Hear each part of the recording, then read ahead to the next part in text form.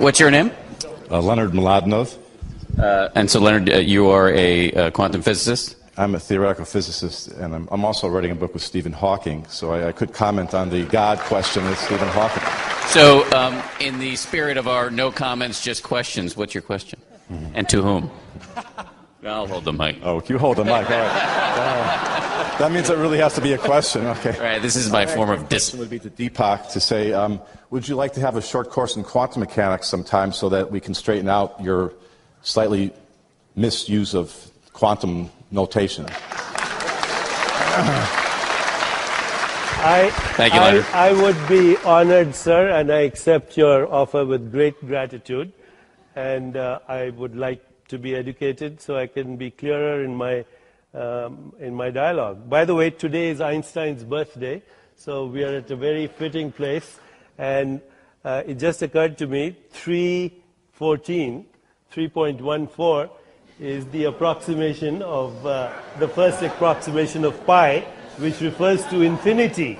So as long as your quantum physics explanations help me understand infinity, I would be honored. That would be good, but we'll have to keep it local, though. I don't think we could make it non-local. No, but can I bother you for just a second? What is it? Sir, do you, sir, believe in the infinite? I believe I understand to some extent the concept of infinity. I'm not sure what it means to believe in the infinite. Okay. Do you think that your mathematics requires the infinite to explain things that you explain to people? We do use the concept of infinity quite a lot. Thank you. We do. You're welcome. What is it about Deepak's use of quantum physics that bothers you? The term non-local, the use was not correct, and the correlations of the pacemaker and the different electrical things going on. I happen to disagree, by the way. Oh, I assume you did since you said that. You know, you're I happen to disagree. I would love to. I'd love to talk about it. I think consciousness is non-local. I'm sorry? I think consciousness is non-local. Consciousness. Oh. Is non-local. Yeah, you know, I've never really run across a definition of consciousness that I understood. So maybe you could teach me something, and I can. A superposition of possibilities. Okay. Well, all right. I know what each of those words means. I still don't think I know.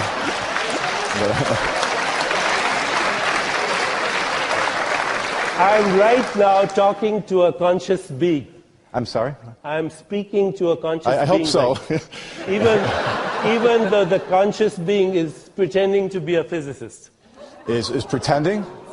Pretending means pretending in the larger context. You are an infinite being who's taken on the identity of a physicist in space and time.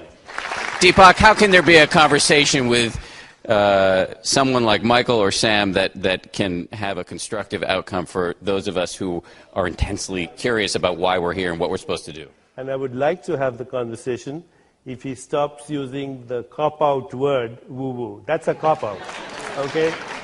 But I suspect Alberto is disappointed.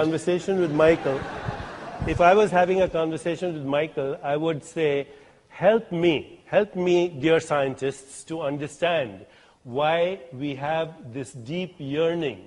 Why do we have this deep longing to understand the nature of the beginnings of the universe? Why do we have this deep yearning and longing to understand ourselves? Help me. If you can help me as a scientist to explain why this is built into the scheme of evolution, or does evolution have to do anything, I am here to be enlightened. Sam, what do you say to that?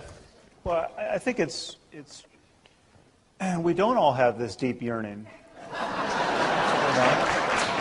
I mean, that's rather obvious. If you took the 100,000 people on planet Earth at this moment who felt this deep yearning to understand our place in the universe most acutely, and you dispatch them, we would be left without a lot of people thinking about the origins of the universe in any real sense. What do you think Without a people lot are of people doing on thinking Sunday about the morning all relationship. over this country? What was that? What are people doing on Sunday mornings at 11 o'clock Yeah, all over well, this country? They're thinking about that issue. They're not thinking about, I mean, cosmology is not their concern. Well, they might not The call it emergence of cosmology, life but they is are not- thinking But about why science we're is, here and what we're isn't supposed it? to do. Science I'm is sorry, looking I at the can't- Deepak, let me I just can't hear finish. Dan. On Sunday morning Right.